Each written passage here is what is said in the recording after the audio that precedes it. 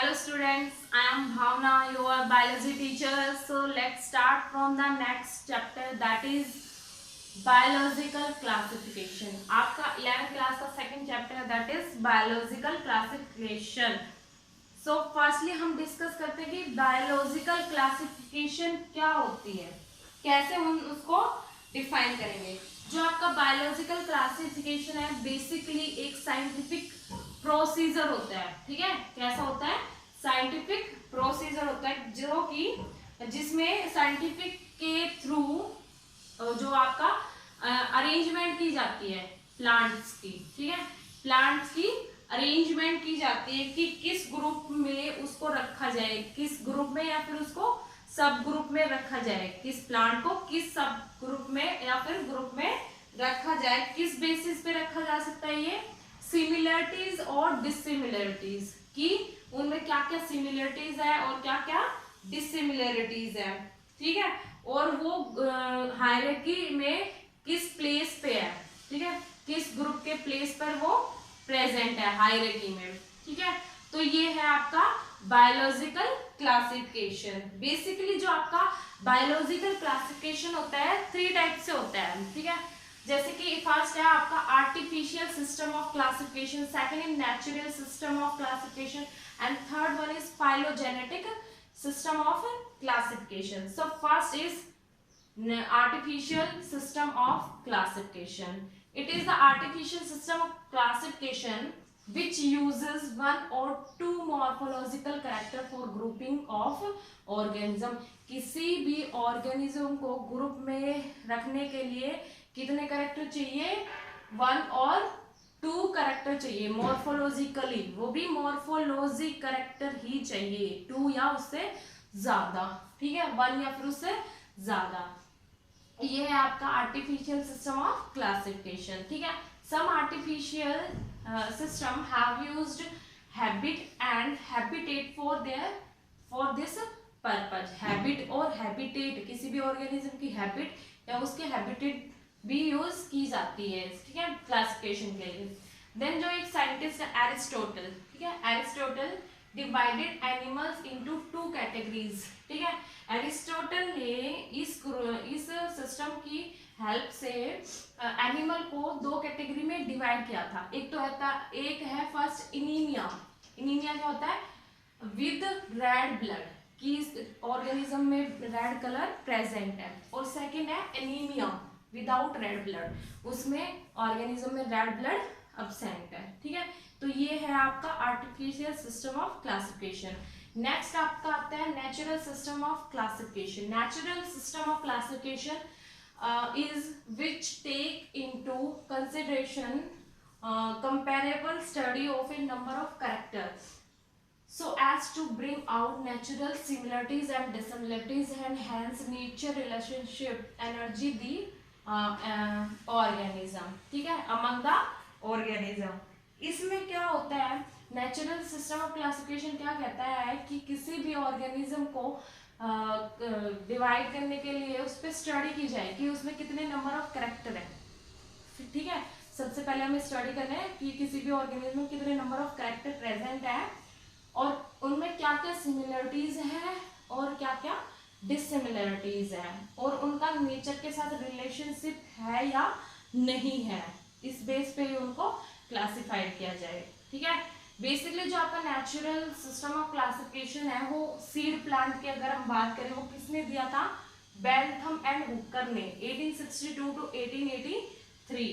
ठीक है, Bentham and Hooker 1862 to 1883 in their volume titled genera plantarum. ठीक है, देन उसके बाद एक टर्म आता है क्या? Chemo taxonomy. ठीक है, कीमियो टैक्सोनोमी मीन्स क्या होता है कि the branch of biology that utilize the study of chemicals in classification. इसमें बेसिकली इस क्लासिफिकेशन में केमिकल्स की स्टडी की जाती है, तो उसी को हम कहते हैं chemo taxonomy. Chemo means chemical. ठीक है, नेक्स्ट जो आपका सिस्टम है that is phylogenetic system of classification. ये जो आपका फाइलोजेनेटिक सिस्टम ऑफ क्लासिफिकेशन है ये बेस्ड करता है किस पे, इवोल्यूशनरी रिलेशनशिप पे, ठीक है, इवोल्यूशनरी रिलेशनशिप पे ये बेस करता है ऑर्गेनिज्म का, ठीक है। किसने दिया था phylogenetic system of classification, Engler and पैटर्न ने 1887 टू 18 टू 99, ठीक है। तो जो आपका फेनेटिक क्लासिफिकेशन होता है वो क्या होता है, basically the classification obtain supporting evidence from the 4 major branch of taxonomy. 4 major branch पे ये डिपेंड करता है आपका फाइलेटिक सिस्टम, फाइलोजेनेटिक सिस्टम, ठीक है। जिसमें फर्स्ट जो आपका आता है दैट इज साइटोटैक्सोनॉमी की बात कर लेते हैं पहले हम।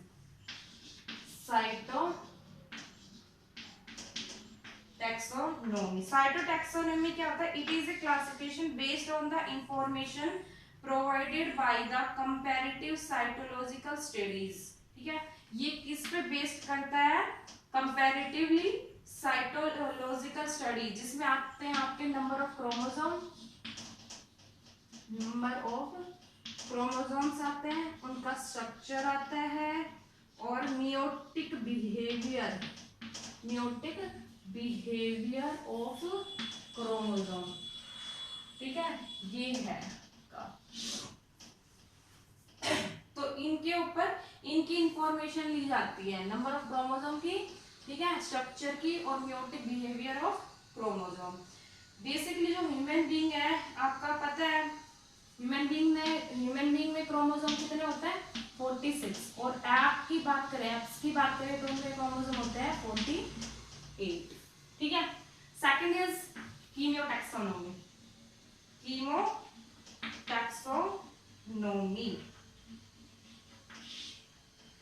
इसमें हम क्या कहते हैं, हमने अभी डिस्कस भी किया था, केमिकल्स की स्टडी की जाती है इसमें, ठीक है।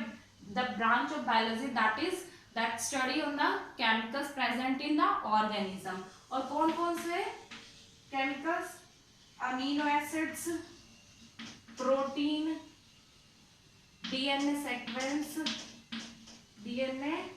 सीक्वेंस, एल्केलॉइड्स, ठीक है, और आपका लगा लो क्रिस्टल्स, ठीक है, ये होती है कीमियोटैक्सिस, जिसमें केमिकल्स के ऊपर स्टडी की जाती है, ठीक है। देन थर्ड इज आती है आपकी न्यूमेरिकल टैक्सोनॉमी।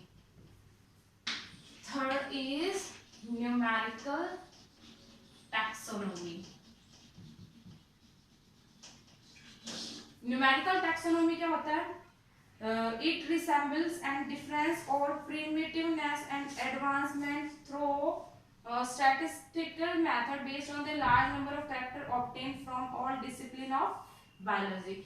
इस जो न्यूमेरिकल टैक्सोनॉमी होता है उसमें प्रीमिटिव कैरेक्टर, वो जो अब एडवांस कैरेक्टर है, दोनों में डिफरेंस के ऊपर स्टडी की जाती है कि पहले कितने कैरेक्टर थे और अब कितने कैरेक्टर एडवांस हुए हैं। तो वही आपका numerical taxonomy. Fourth is cladistic taxonomy क्या होता है, it stretch similarity due to common phylogeny और origin from a common ancestor. इसमें क्या होता है, जैसे ह्यूमन बीइंग और मंकी का हमारा क्या है, सेम एंसेस्टर्स है, तो इसमें क्या स्टडी की जाती है कि कॉमन एंसेस्टर के ऊपर, ठीक है, उस पे हम स्टडी करते हैं, ठीक है। तो ये था आपका फाइलोजेनेटिक सिस्टम, ठीक है। देन उसके बाद आता है 2 किंगडम क्लासिफिकेशन। किसमें दिया था, 2 किंगडम क्लासिफिकेशन।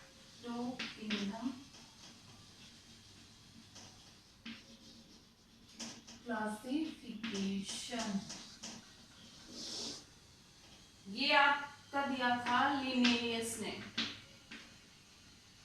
जिसको हम बोलते हैं फादर ऑफ टैक्सोनॉमी जिसको हम बोलते हैं, ठीक है। देन उसके बाद 2 किंगडम में डिवाइड किया था इसको, जैसे 2 किंगडम था तो 2 किंगडम आपका था, एक तो किंगडम प्लांट भी था, लिनेयस ने 2 किंगडम दिए थे किंगडम प्लांटी एंड सेकंड आपका किंगडम एनिमेलिया। ठीक है, ये आपका किस बेस पे दिया था? Kingdom plantae present of cell wall, ठीक है, रिजर्व और जो आपका सेंट्रल वैक्यूल है, presence of central vacuole and food reserve as starch. ठीक है, ठीक है, तो तीन फॉर्म थी आपकी किसकी? डिस्टिंगाइज किया था किंगडम प्लांटी को इन्हीं के presence of cell wall, central vacuole present है, food reserve as a starch, starch की फॉर्म में फूड रिजर्व होता है। ठीक है, और मेंबर्स ऑफ किंगडम प्लांटी क्या पोजेस करता है? इसके अपोजिट कैरेक्टर फॉर्म करता है, मतलब एब्सेंस ऑफ सेल वॉल, उसमें प्रेजेंस है तो इसमें एब्सेंस होगी। ठीक है, और जो फूड रिजर्व होता है वो तो स्टार्च की फॉर्म में और तो प्लांटी में इसमें होता है ग्लाइकोजन की फॉर्म में। ठीक है, और जो आपका सेंट्रल वैक्यूल है वो भी क्या होगा? इसमें एब्सेंट होगा। ठीक है, तो इसमें प्लांट एनिमेलिया में तो अपोजिट कैरेक्टर है, किससे? प्लांटी से, इसमें प्रेजेंट है तो इसमें एब्सेंट है। ठीक है, सेवरल ऑब्जेक्शन हुए थे किस पे? ऑब्जेक्शन किस पे? टू किंगडम क्लासिफिकेशन पे। कैसे? फर्स्ट आपका first formed organism were neither plant and animal, कि जो आपका फर्स्ट ऑर्गेनिज्म जो फॉर्म्ड हुआ था वो ना तो प्लांट था और ना ही एनिमल था। ठीक है, तो ये फर्स्ट ऑब्जेक्शन हुआ। देन उसके बाद second, lichens constitute A peculiar group of dual organism. जो आपका लाइकेंस होता है वो दोनों के कैरेक्टर शो करते हैं, ना तो वो प्लांट होता है ना वो एनिमल होता है, ड्यूअल कैरेक्टर शो करते हैं। ठीक है, which are formed by association between alga and fungus. Dual association किसके एसोसिएशन क्रिएट करता है? किसके बीच में? फंगस और एल्गा के बीच में। ठीक है, ये दोनों क्या है? इसके ऑब्जेक्शन है। ठीक है, ये आपका टू किंगडम क्लासिफिकेशन था। देन नेक्स्ट आता है आपका 5 kingdom classification. Next is 5 kingdom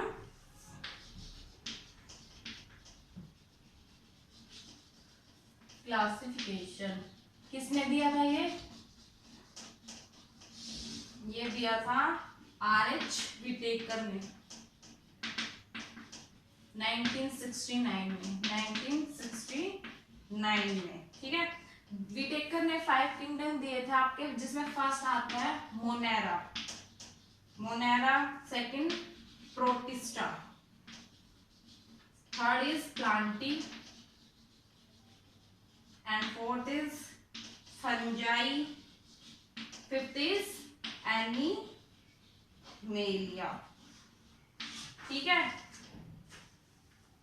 तो ये आपका 5 किंगडम क्लासिफिकेशन जो कि किसने दिया था? R.H. विटेकर ने 1969 में Monera, protista, Plantae, fungi and animalia. तो ये आपके क्लासिफिकेशन थे।